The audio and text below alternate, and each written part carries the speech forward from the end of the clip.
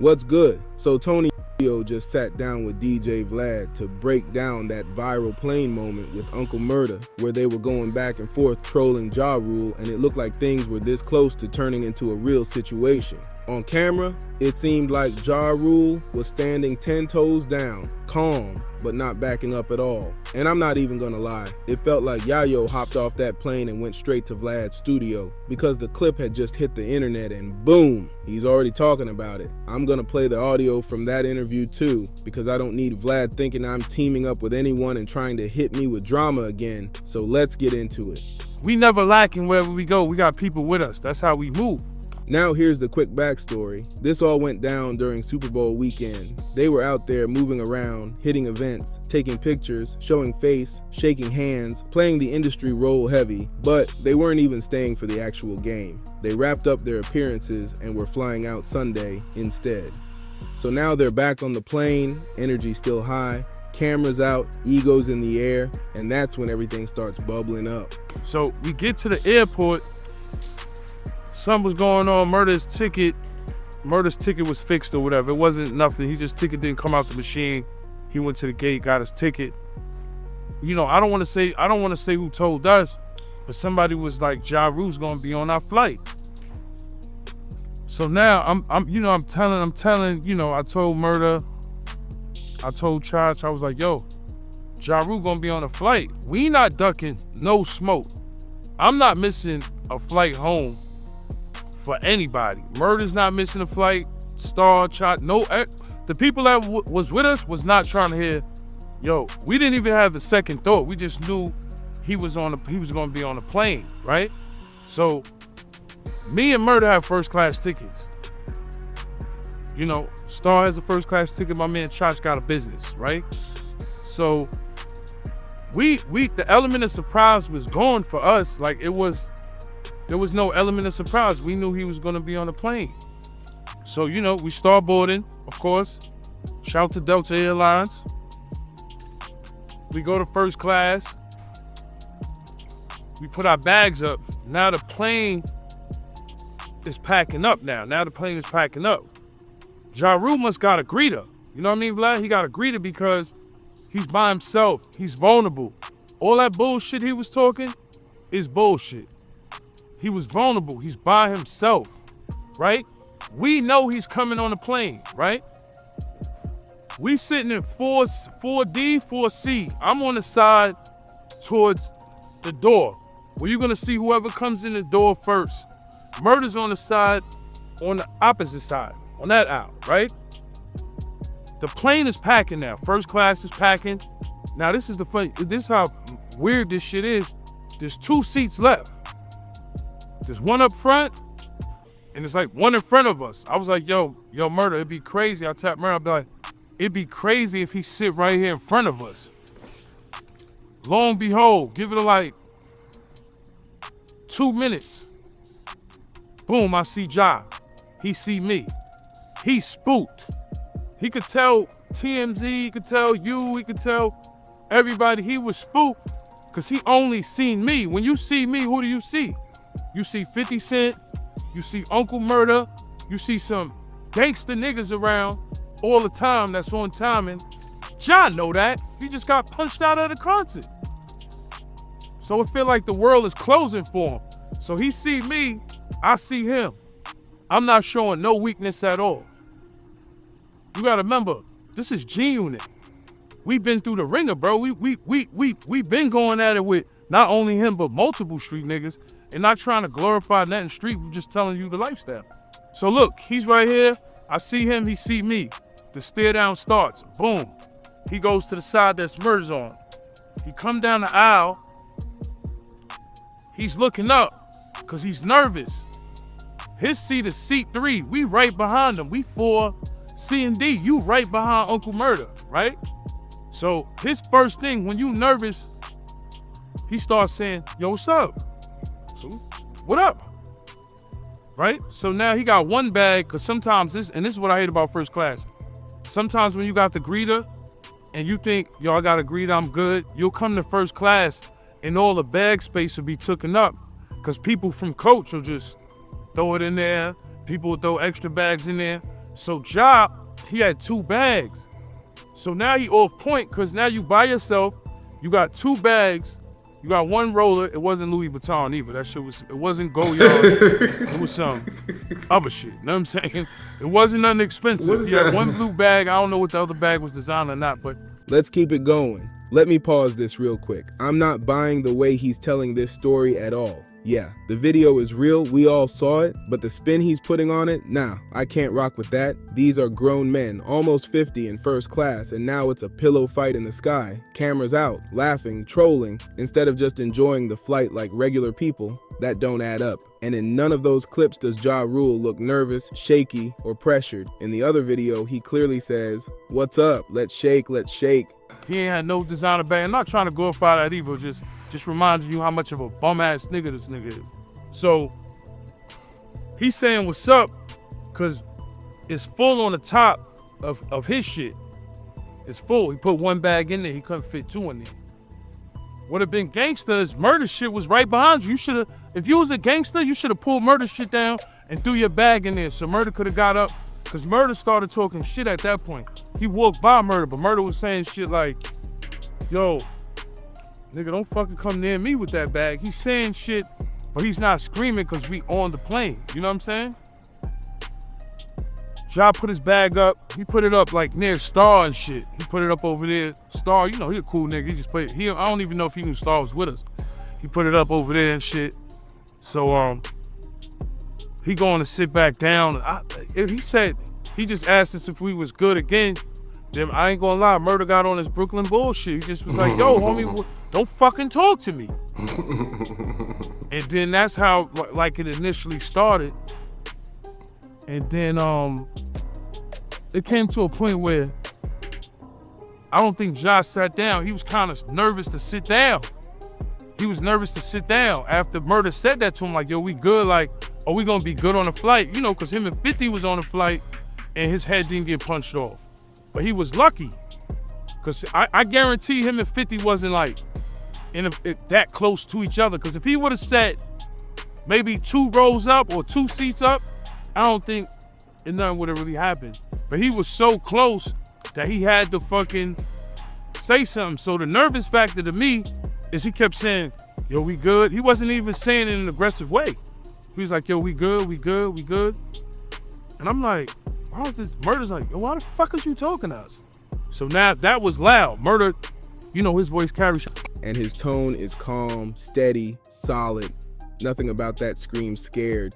The way this story is being painted just feels extra, and I'm not sold on it at all. Shout out to Uncle Murder Real Report. Y'all check us out, man. We got a whole bunch of shit going on. Shout out to Vlad TV. So he just started talking. And he was like, and Murder got up and was like, what's up? You know, Murder working out now and shit, so he's on some other shit. He want to knock out a rapper and all that. So Murder want to knock him out. So I'm telling Murder, I'm like, you know, I'm being a sensible one. I know it sounds crazy, but I'm like, yo, Murder, yo, you know you're going to get 86th off these flights. We fly to Dubai. No more smoked duck in Morocco, nigga. No more caviar pancakes in Paris, nigga. No more black sand in the Canary Islands, nigga. None of that shit. So, you know what I'm saying? No more Italy and Sardinia resorts or wherever the fuck we was at. I'm thinking about, damn, we gonna get 86th off this flight because John's so nervous and scared and off point because he by himself. That's number one. And number 2 is the element of surprise. That's how you know I'm not lying. It's the element of surprise. He didn't know we was on the plane. You know what I told y'all? We knew you was on the plane. And he was like, how'd you know that? From the what's the name shit? He's so stupid. We like, what's the name? Nah, we knew you was on the plane because it was spoken on before we came in there, motherfucker. Know what I'm saying? We knew we had to, come on, you know we got G-Unit fans.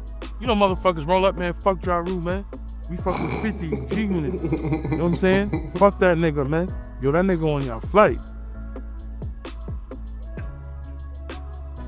So, words exchanged, him and Murder about to get it on, right? So I'm like, yo, Murder, chill. Murder, you gonna get 86th off these flights, bro. No more Hawaii, no Dubai, no red light district, none of that. Yo, I'm like, yo, chill, cause he's being the police. He's been, oh, it's murder, it's murder, You making it hot. Everybody know when you on a plane, that shit is federal. I did Fed time, bro. That shit is the feds when they come. You heard? So he's making a scene to get off the plane. That's what happened. So I'm like, Murder, just chill. So I'm like, yo, Ja Rule, I know you nervous. Sit down, relax, man. You know, that nigga was, it's murder, man. I ain't shit. What are you talking about? So, you know, he started, I'm like, yo, sit down, relax, man. We know you scared. So he was getting tight because I'm relaxed. I'm like, so then I was like, yo, you on some police shit? This nigga was like, nah, your man the police. Who 50 ever told on, nigga? What, 50 had a problem with Preem? Let's get into that too, because 50 had a problem with Preem. Preem was a nigga that was a well-known street nigga. And because Preem is hot, 50 told on niggas? Nah. Y'all both was high profile. 50 was high profile at the time. High profile nigga, supposedly something happened to him or you sent a missile or a torpedo or hit at a nigga. What you think? The feds is gonna be watching? Wrong or right, right? So who a nigga told on? Because when you really think about it, we was supposed to be down with Preem team. Think about it. We was fucking with Chaz. Preem made the wrong decision, rolled the dice with Ja Rule. That shit backfired. That's what happened. It's not like niggas ain't have respect for these niggas, bro. I seen Black Just, I tell you, I seen Black Just bring Nas to 134 and God Brewer. I seen Preem being in the Volvo, my man almost scratched his car. You scratch his car, I hear grown men saying we gonna run out the car, because it's not like the respect wasn't there. You know what I'm saying? The respect was there, it's just Preem made the wrong decision. Preem wanted to do movies, right?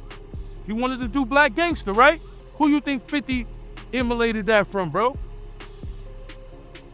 Who you think? Come on, think about it. 50's fucking really crazy. Think about this. Why you think 50 bought Mike Tyson's house? No idea. Who was Mike Tyson friends with? Hamo? There you go. Who he shouted out on the boxing shit? Hamo? See, this is shit I'm not supposed to tell you, but I'm gonna tell you because 50 ain't gonna do shit to me. That's my brother. But he's buying that shit because niggas idolize Mike Tyson and Hamo's the nigga that supposedly, we know, you know, shot him, whatever, right? Think about it. It's always a method to 50 madness. When he bought fucking the playground in Baisley, why you think he did that? Because of Preem. So niggas gotta understand, Chaz was the nigga we looked up to. We was with Chaz. Rest in peace to Chaz. Rest in peace to K Slay. We was with Chaz. But after 50 got popped, the nigga went crazy. What would you do? So back to the plane story, man. Back to the plane story. I just want to break that down to you. Back to the plane story. So him and Murder's beefing. He's on some clown shit, making mad noise. What would have been gangster if he would have got on a plane and didn't say nothing to us?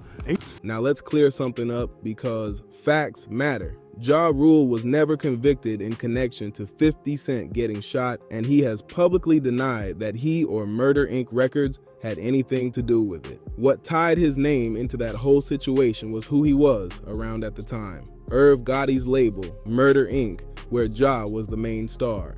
The label was investigated over alleged ties to Kenneth Supreme McGriff, a known figure from Queens. Federal documents and media reports claim McGriff allegedly helped bankroll Murder Inc., but that's where the story gets complicated. So when people try to rewrite history, we gotta separate confirmed facts from internet narratives. Those same reports also link that circle to violent incidents, including the 2000 shooting of 50 Cent. According to federal documents at the time, the alleged motive was retaliation over Ghetto Koran, a track where 50 talked about Kenneth Supreme McGriff's past. Now, the shooter often identified in press reports, and by 50 himself, was Daryl Homo Baum, and media coverage tied Baum to the broader McGriff and Murder Inc. records orbit, at least as it was suspected in the press. Another name that popped up in reports was Robert's son Lyons, described in some outlets as J. Rule's bodyguard and part of Murder Inc.'s security, and at one point believed to be the gunman. But let's be clear, those were reported allegations, not proven court findings. So to break it down clean, Ja Rule was never proven in court to have carried out that shooting. You could have said, yo, we got on a plane and murdered them to sit behind me and they ain't do nothing, which I don't think we would have let rock. Somebody would have slapped him in the head in that 5 hours of time. It would have probably been me or murder. Somebody was going to slap him in the head because, come on, he lucky Fifth wasn't on the plane because niggas would have been amped up because he there. Niggas would have threw that nigga through the fucking airport window. That's so I don't think he would have survived 5 hours getting slapped in the head. All the aggressive shit he talking about, I told that man, suck my dick. Suck my dick. The whole first class heard that shit.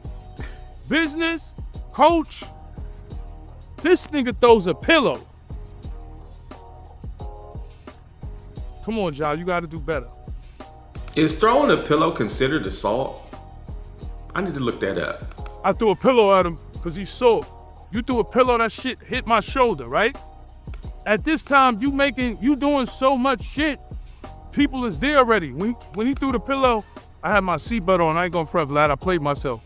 You know, them seatbelts are sturdy. I tried to get up, and I fell back there. And I'm like, because you in the midst of the action, right? Murder's on this part of the hour. We gonna rap pack this nigga. We about to 86 our flights. It wasn't gonna be no more Delta. It wasn't gonna be no more Amsterdam. No more good bud in the red light district. None of that. Because murder's over here. I'm on the other side of the aisle, right? So when he threw the pillow, I'm like, what's up, nigga?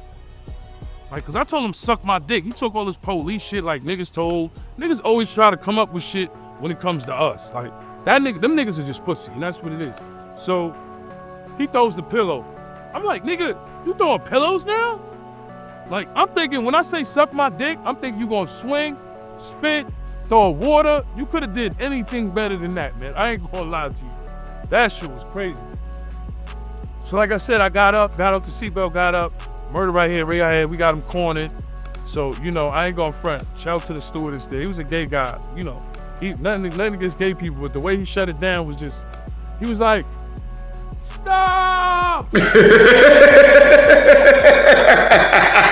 know, once they hit that button, once one person would have said something, he would have hit the button for the police, the feds to come on the plane. So Ja was quiet, everybody was quiet. The funny shit is, Murder moved out the way on some Brooklyn shit. Like, Murder moved out the way. He started the whole shit, moves out the way. Now, they pressing me, like, what's the problem?